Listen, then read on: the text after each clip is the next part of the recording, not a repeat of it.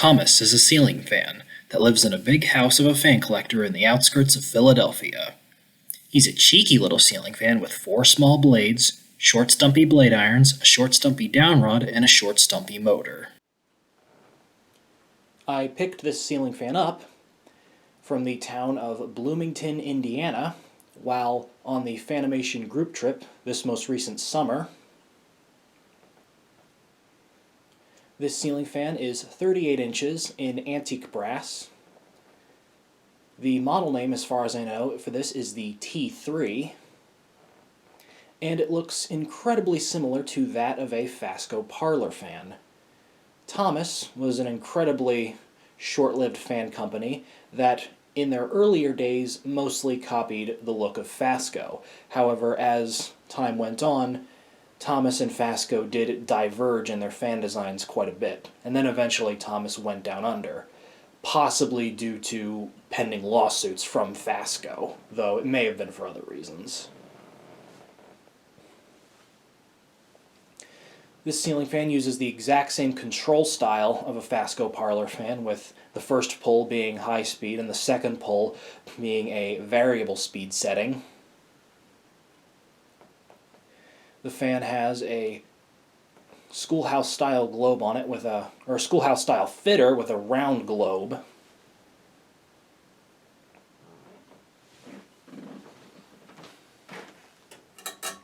The fan originally came with a Thomas-branded 5-way light kit in antique brass. However, I took that light kit off as it was gigantic. It was bigger than the fan itself. And I stuck this 1-way light on that I took off of a Fasco Parlour Fan in antique brass I had.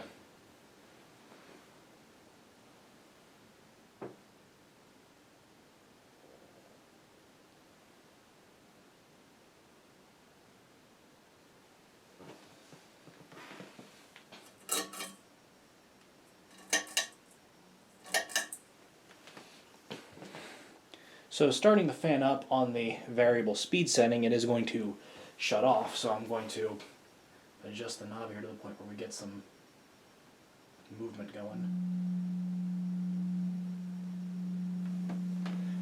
Fan has a very interesting motor hum to it, unlike any others I've heard.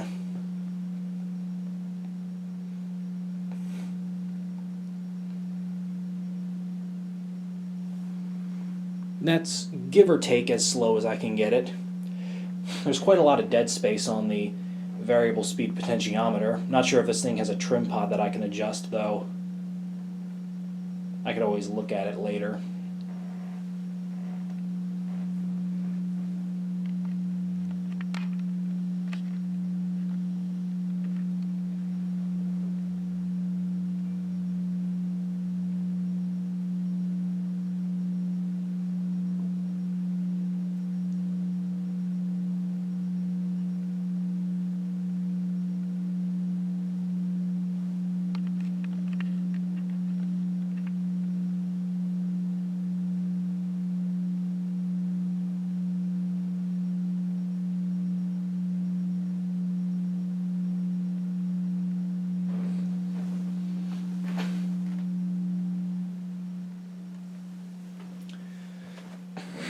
A little bit unconventional for my videos, but we'll see if we can get it going a bit slower here before we go up to the faster speeds.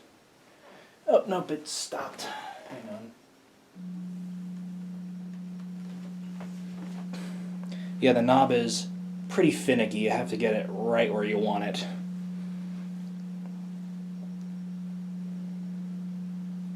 Especially since sometimes with jumps and whatnot and power, that can affect the voltage given to it through the variable speed system, as is the case with a lot of solid-state-esque control systems.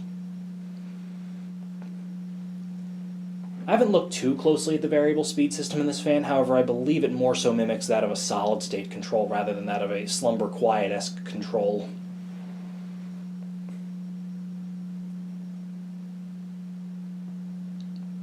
So there is more of an aesthetic low, while the other one before was functional low, borderlining a medium.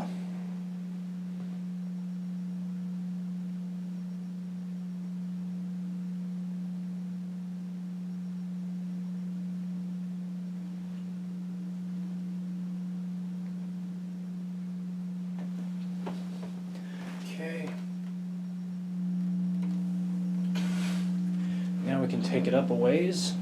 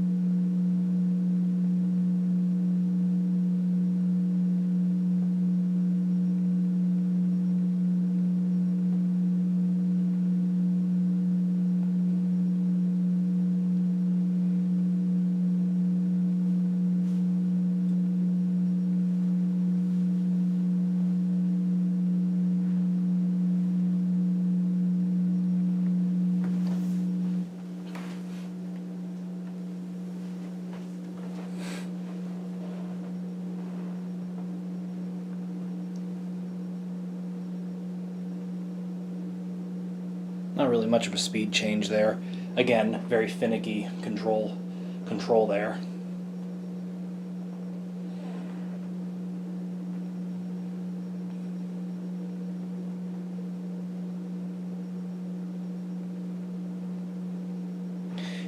And again, I don't think there's going to be a whole lot of speed difference here, but regardless, we'll go up to high.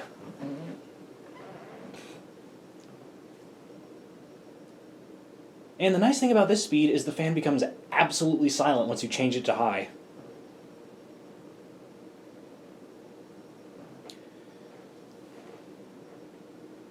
Yeah, no hum in the motor, no bearing noise, just the sound of wind being thrusted around.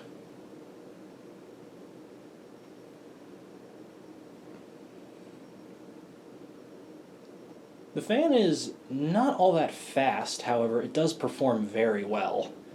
It's still blowing a lot of air for its size.